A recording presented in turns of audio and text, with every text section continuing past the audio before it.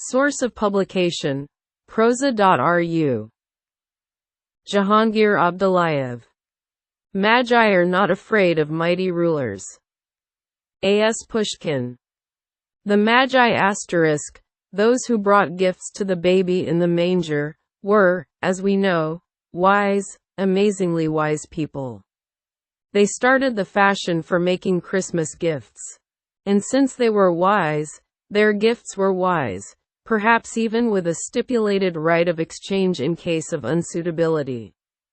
And here I told you an unremarkable story about two stupid children from an $8 apartment who, in the most unwise way, sacrificed their greatest treasures for each other.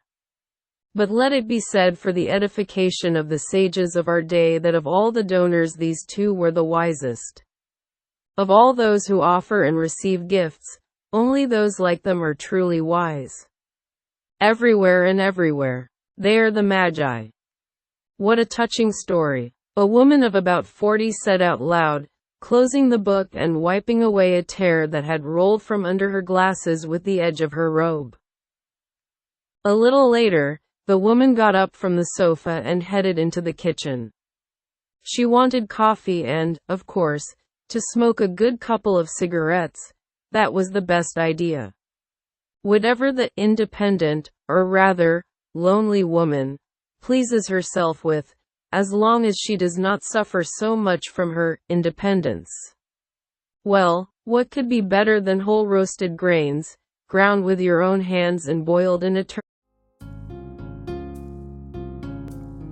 Входящий голосовой вызов.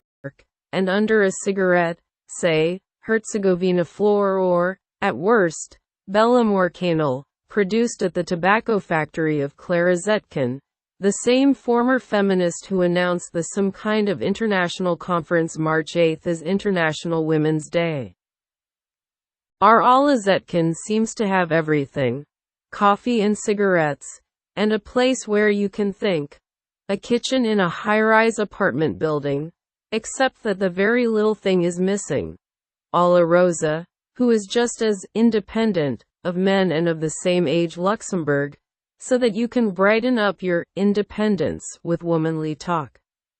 In a word, all that was missing was a companion in misfortune for our heroine, and not some deceitful friend.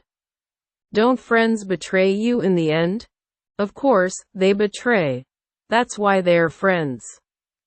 Yes, our Alla Zetkin drawled, stroking her already sparse strands of hair, hanging almost all the way to the Turk on the gas stove. The fire under the Turk smoldered weakly, as expected, creating a certain coffee on sand effect.